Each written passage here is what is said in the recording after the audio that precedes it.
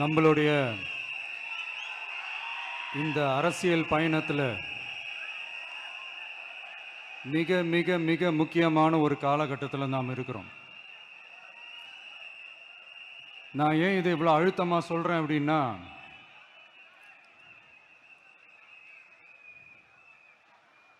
ஏதோ அழுத்தம் இருக்குமோன்னு நினைக்கிறீங்களோ? அழுத்தமா? நமக்கா?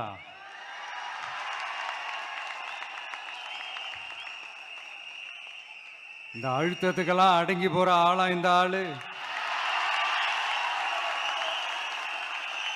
இந்த மூஞ்சா பார்த்தா அப்படியா தெரியுது உங்களுக்கு?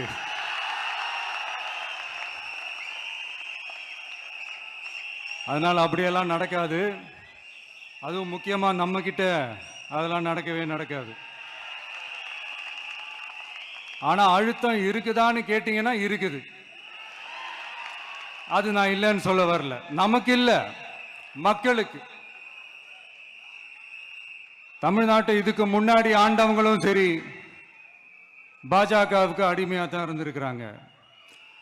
ஸோ அவங்கள நம்பியும் ஒரு பிரயோஜனமும் இல்லை. இப்ப ஆண்டுகிட்டு இருக்கிற இந்த திமுக அரசாச்சும் நமக்கு ஏதாவது செய்வாங்கன்னு பார்த்தா இவங்களும் அவங்கள மாதிரியே தான். இன்னும் சொல்ல போனா ஒரு படி மேல, இன்னும் மோசம். அவங்களாச்சும் நேரடியா சரண்டர் ஆகி இருப்பாங்க, இவங்க மறைமுகமா சரண்டர் ஆகி இருக்கிறாங்க. அவ்வளவுதான் வித்தியாசம். அதனால நீங்க பாத்தீங்கன்னா அவங்களோட அந்த வேஷம் கலைஞ்சிடக்கூடாதுன்றதுக்காக இந்த கலர் கலரா கவர்ச்சிகரமான இந்த அறிவிப்புகள்லாம் வெளியிடுறாங்க. நோட்டீஸ் பண்ணியிருப்பீங்கன்னு நினைக்கிறேன்.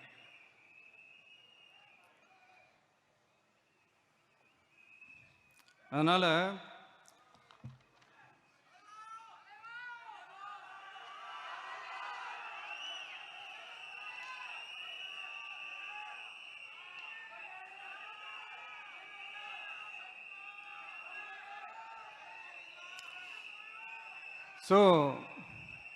இவங்க எல்லாரும் இப்படியே இருக்கிறாங்களே, நமக்காக உண்மையா உழைக்கிறதுக்கு யாராச்சும் வந்துட மாட்டாங்களா அப்படின்னு மக்கள் ஒரு விதமான அதை வெளியில சொல்ல முடியாத ஒரு அழுத்தத்தில் இருக்கிற நேரம் இது.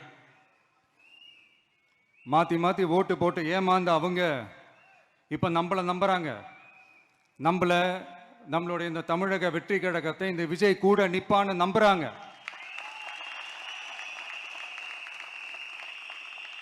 நம்மள நம்புறவங்களுக்காக நாம நம்பிக்கையோடு இருக்கணும்ல. அப்படின்னா இது முக்கியமான, மிக மிக மிக முக்கியமான ஒரு காலகட்டம் தானே. அதனாலதான் அவ்வளவு அழுத்தமா நான் சொன்னேன். இந்த தேர்தல், இந்த கூட்டணி, இதெல்லாம் பத்தி நிறைய இந்த ஹேஷியங்கள் ஜோஷியங்கள் எல்லாம் நடந்துகிட்டு இருக்கு இல்லையா? என்னப்பா இந்த விஜய் இப்பதான் வந்திருக்கிறாரு, இவரு கூடலாம் யார் வரப்போறா, அவங்க வரமாட்டாங்க, இவங்க வரமாட்டாங்க, அப்படி இப்படின்ட்டு நம்மளை பற்றி ஒரு அண்டர் எஸ்டிமேட் பண்ணிட்டு இருக்காங்கல்ல. அதுனா நமக்கு புதுசா என்ன? 30 வருஷமா நம்மளை அண்டர் எஸ்டிமேட் பண்ணிட்டு தான் இருக்கிறாங்க. ஆனால் மக்கள் கரெக்டாக நம்மளை எஸ்டிமேட் பண்ணி ரொம்ப அழகா, ரொம்ப அக்கறையா, ரொம்ப தெளிவா, ரொம்ப தீர்க்கமா நமக்குன்னு ஒரு இடத்த கொடுத்துருக்குறாங்கல்ல. எப்படி? என் கேரியரின் உச்சமான ஒரு இடத்த கொடுத்துருக்குறாங்கல்ல. அதை இந்த நாடே பார்த்துக்கிட்டு இருக்குல்ல. ஏன் அப்படி எனக்கு அந்த இடத்த கொடுக்கணும்? ஏன்னா இந்த விஜய் நம்ம பிள்ளையாச்சே, நம்ம அண்ணனாச்சே, நம்ம தம்பியாச்சேன்னு சொல்லி அவங்க மனசுல அப்படி தோணுது. அதனாலதான் நமக்கு அப்படி ஒரு இடத்த கொடுத்து உள்ளன்போடு அள்ளி நம்மளை அரவணைச்சுக்கிட்டு இருக்கிறாங்க. அப்படி நம்மளை நம்புறவங்களுக்காக நாம உழைக்கிறதே அது ஒரு பழக்கமாகி இப்ப அதுவே என்னுடைய ஒரு ஒரிஜினல் கேரக்டராகவே மாறிடுச்சு. இத்தனை வருஷமா இருக்கிற அந்த உழைக்கிற குணம் அது எப்படி மாறும்? அதெல்லாம் மாறவே மாறாது. அரசியலுக்கு வந்ததுக்கு அப்புறமும் சரி, ஆட்சி அதிகாரத்துக்கு வந்ததுக்கு அப்புறமும் சரி, ஒன்னே ஒன்று சொல்ற, எழுதி வச்சுக்கோங்க. இதுக்கு முன்னாடி இருந்தவங்க மாதிரியோ இல்ல இப்ப இருக்கிறவங்க மாதிரியோ ஊழல் செய்யவே மாட்டான்.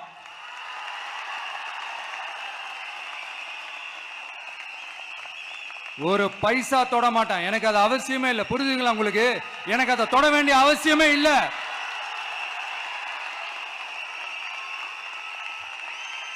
ஒரு துளி ஊழல் கரை கூட படியவே படியாது, படியவும் விட மாட்டான். நீங்க கேட்கலாம், இது என்ன சினிமாவா, இதன முதல்வன் படமா, ஒரே நாள் நம்ம இவர் எல்லாத்தையும் கிளீன் பண்ணிடுவாரான்னு நீங்க கேட்கலாம். ஓகே, பிராக்டிகலா அது பாசிபிள் இல்லதான், but it is a process, right? It is a process. இப்படி எதுக்குமே ஆசைப்படாத ஒருத்தன் அரசியலுக்கு வரான் அப்படின்னா, அவன் கண்ணு முன்னாடி ஏதாவது ஒரு தப்பு நடக்குது அப்படின்னா, அவன் கண்ணு முன்னாடி ஏதாவது இந்த மாதிரி ஒரு ஊழல் நடக்குது அப்படின்னா, அதை பார்த்துக்கிட்டு அவன் சும்மா இருப்பான்னு நினைக்கிறீங்க?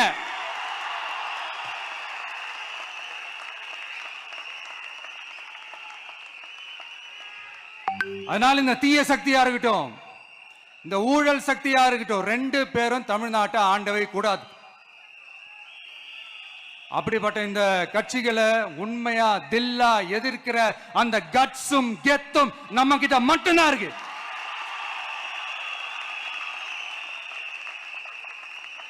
அதனால நீங்க என்ன சூழ்ச்சி நம்ம மேல பண்ணாலும், என்ன அழுத்தம் நீங்க கொடுத்தாலும், இந்த அடங்கி போறதுக்கோ, இந்த அண்டி பொழைக்கிறதுக்கோ, இல்ல இந்த அடிமையா இருக்கிறதுக்கால நாம அரசியலுக்கு வரல.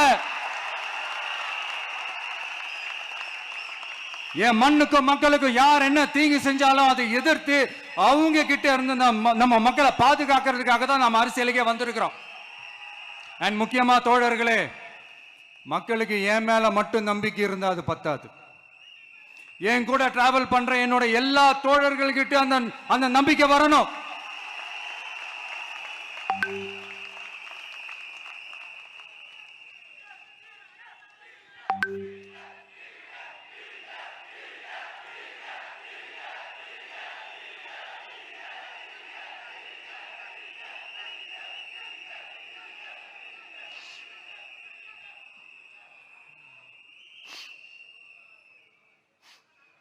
அந்த நம்பிக்கை இல்லைன்னு நான் சொல்ல வரல, இருக்குது. ஆனா அதை தொடர்ந்து இருக்கிற மாதிரி நீங்க எல்லாம் நடந்துக்கணும். தப்பு பண்ண யாரா இருந்தாலும் தப்பிக்கவே முடியாதுன்ற அந்த ஒரு பயம் இருக்கணும். எல்லாரும் உங்களை தான் கேட்கிறேன், எல்லாரும் உண்மையா உழைப்பீங்கல்ல?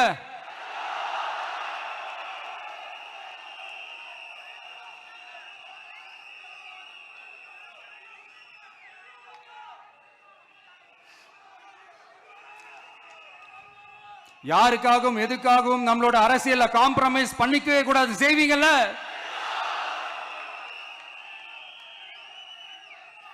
அண்ட் தயவு செஞ்சு எல்லாரும் கொஞ்சம் ஒற்றுமையா இருந்து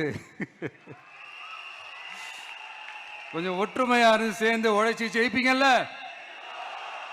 சரி, நமக்காக நம்ம மக்கள் கண்டிப்பா ஓட்டு போட்டு ஜெயிக்க வைப்பாங்க, அதுல எந்த மாற்று கருத்துமே கிடையாது. அப்படி ஜெயிக்கிறதுக்காக நாம் என்ன செய்ய போறோம்? மக்களிடம்னு செல்னு அறிஞர் அண்ணா அவர்கள் சொன்னதை ரொம்ப டீப்பாக சின்சியராக அடாப்ட் பண்ணுறதோட மட்டும் இல்லாமல் நம்மளோட அரசியலில் அதை செயல்படுத்தணும். அதுதான் முக்கியம். ஏன்னா இப்போ அரசியலில் இருக்கிறவங்க அண்ணாவை மறந்துட்டாங்க. அண்ணா ஆரம்பித்த கட்சியும் அண்ணாவை மறந்து சுயநலமாக மாதிரி பல வருஷம் ஆச்சு. அண்ணா பேரில் இருக்கிற கட்சியும் அவரை மறந்து பல வருஷம் ஆச்சு. ஆனால் நாம அவரை மறந்துடக்கூடாது.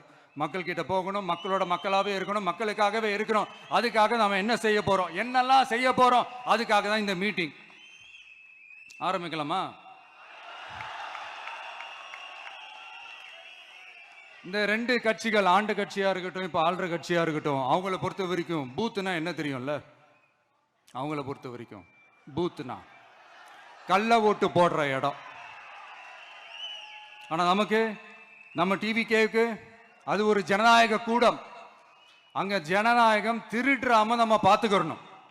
ஒவ்வொரு ஓட்டையும் நம்ம பாதுகாக்கணும். எப்படி பாதுகாக்கிறது?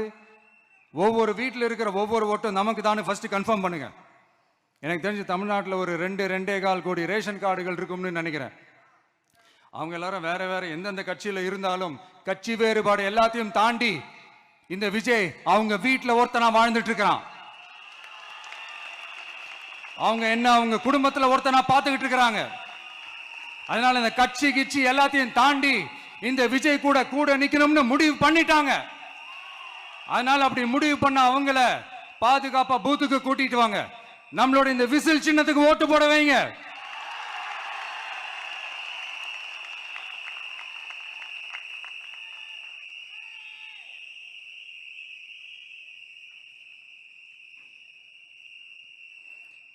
ஒன்றியம், நகரம், பேரூர், பகுதி, கிளைன்னு இங்க வந்திருக்கிற நம்மள எல்லார் நிர்வாகிகளும் தான் நம்ம கட்சியினுடைய ஆணி வேர். நீங்க எல்லாரும் சுதந்திரமா செயல்படணும், சுதந்திரமா செயல்பட விடணும்.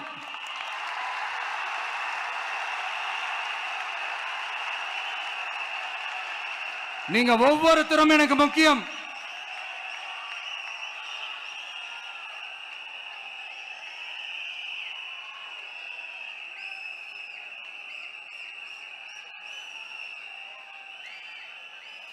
நீங்க தான் நம்மளுடைய இந்த பிஎல்ஏஸ் பூத் லெவல் ஏஜென்ட்ஸோட களத்துல நின்று வேலை பார்க்க போற ஃப்ரண்ட் லைன் வாரியர்ஸ்.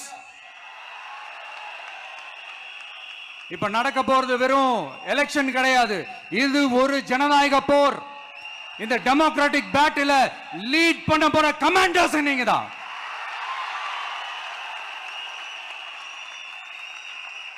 நான் ஏன் இது எவ்வளவு ஸ்ட்ரெஸ் பண்ணி சொல்றேன் அப்படின்னா, இந்த தீய சக்தி எப்படி இந்த தீய சக்தியோட தில்லு முள்ளு எல்லாம் உங்களுக்கே நல்லா தெரியும். முழிச்சிட்டு இருக்கும் போது முழியை தோண்டி எடுத்துட்டு போற கூட்டம். அதனால கொஞ்சம் ஜாக்கிரதையா இருக்கணும். நம்ம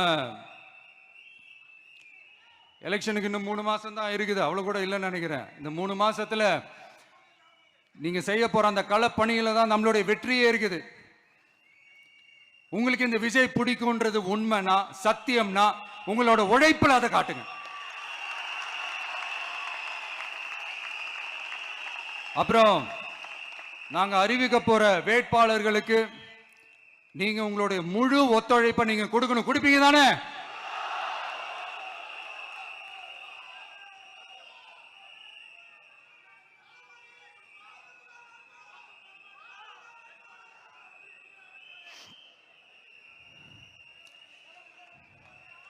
உங்க எல்லாரையும் ஒரு எனர்ஜைஸ் பண்ற மாதிரி உண்மையா நடந்த ஒரு கதை ஒன்று சொல்றேன்.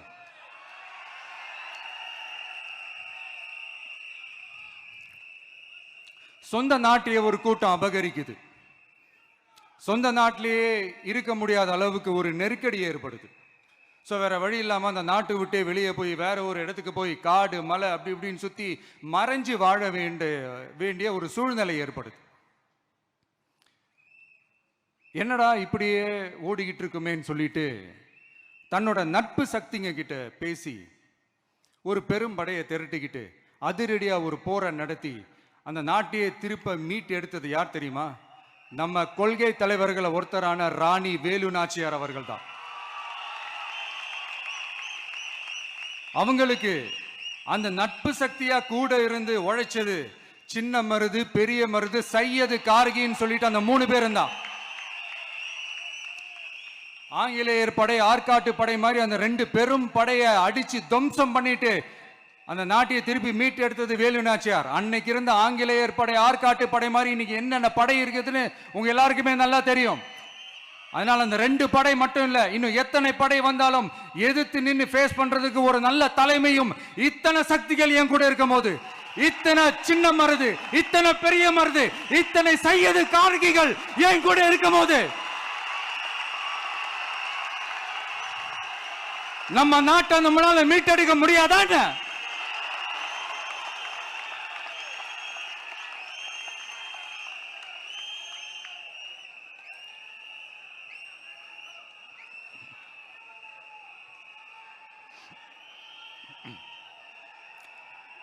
அதுவும் இந்த படை, நம்மளுடைய இந்த டிவிகே படை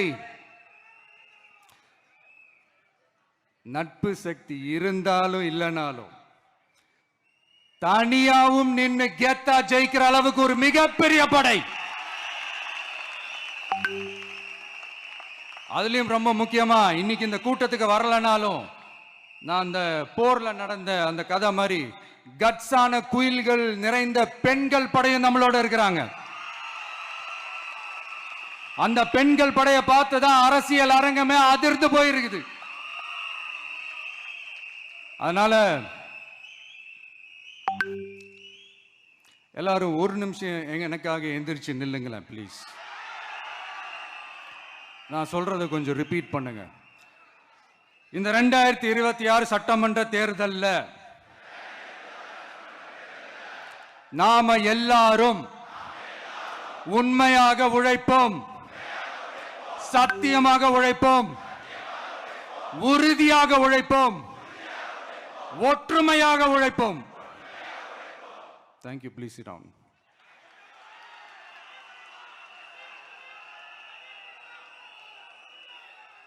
உங்களோட இந்த வார்த்தையை நான் மனப்பூர்வமா நம்புறேன். நான் ஏற்கனவே சொன்ன மாதிரி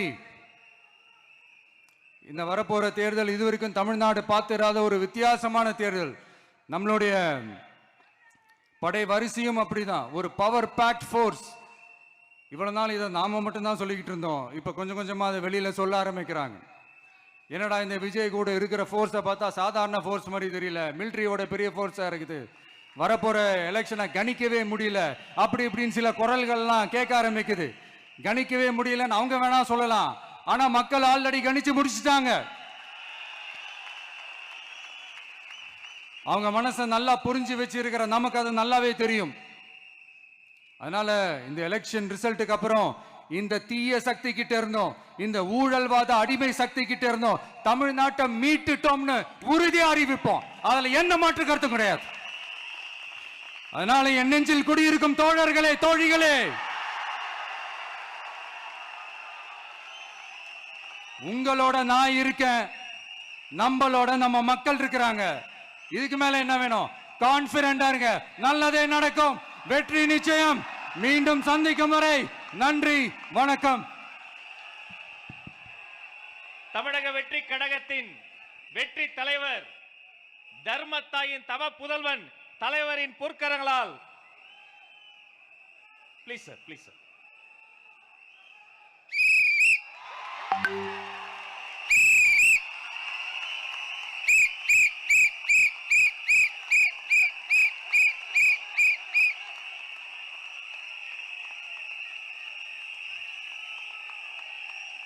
நம்ம சின்னம், உங்கள் சின்னம், நம்மளுடைய வெற்றி சின்னம் விசில். கப்பு முக்கியம் பகிலே.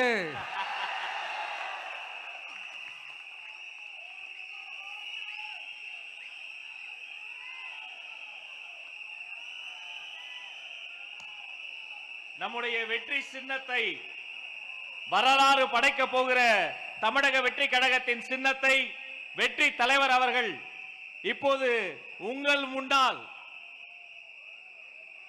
இதோ அறிமுகம் செய்கிறார்.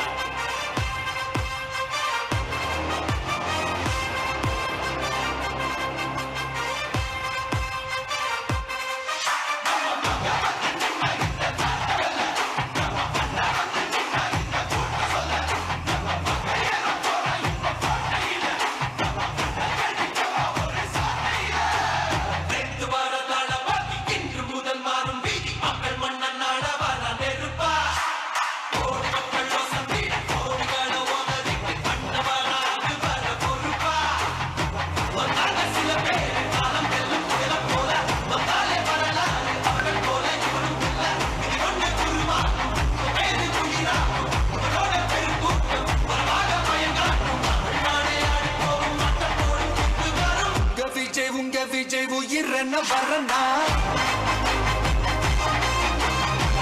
விஜய் உங்க விஜய் எவன் குரல்தான்.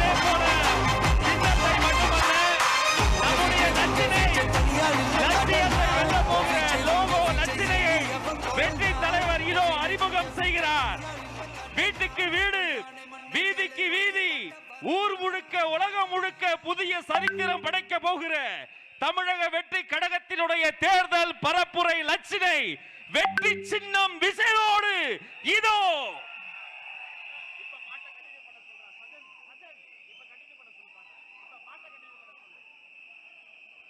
வெற்றி தலைவரின் வெற்றி சின்னம் விசில். உழைக்கும் மக்களின் சின்னம் விசில். பாட்டாளிகளின் சின்னம் விசில். தாய்மார்களின் சின்னம் விசில். தமிழ்நாட்டின் சின்னம் விசில்.